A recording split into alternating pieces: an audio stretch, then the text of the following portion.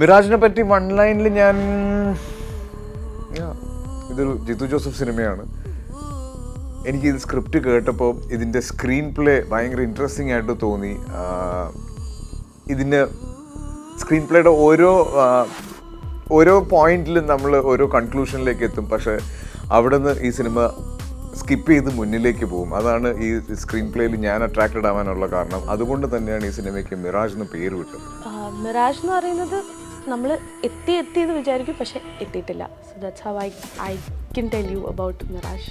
Mirage എന്ന് പറയുന്ന cinema ഇതിൻ്റെ ടാഗ്ലൈൻ പോലെ തന്നെ fades as it get look closer എന്ന് പറയുന്ന പോലെ തന്നെ എൻ്റെ ക്യാരക്ടറാണെങ്കിലും സിനിമയാണെങ്കിലും ഈ മിറാഷ് എന്ന് പറയുന്നത് ഇതൊരു മരീചികയാണല്ലോ, അതിനോട് നീതി പുലർത്തുന്ന രീതിയിൽ ആ ഒരു സ്വഭാവമുള്ള സിനിമയാണ്. Mirages expect the unexpected. And ഇനി മിറാഷിനെ പറ്റി ഇൻ ഡെപ്ത് ചോദിക്കുവാണെങ്കിൽ you cannot understand what is happening at one point, and at one point you think you know everything and you have understood. But രണ്ടും കറക്റ്റല്ല. സോ അങ്ങനത്തെ ഒരു സിറ്റുവേഷനാണ് നമുക്ക് ഈ മൂവിയിൽ ത്രൂ ഔട്ട് കാണാൻ പറ്റുക. So that is mirage.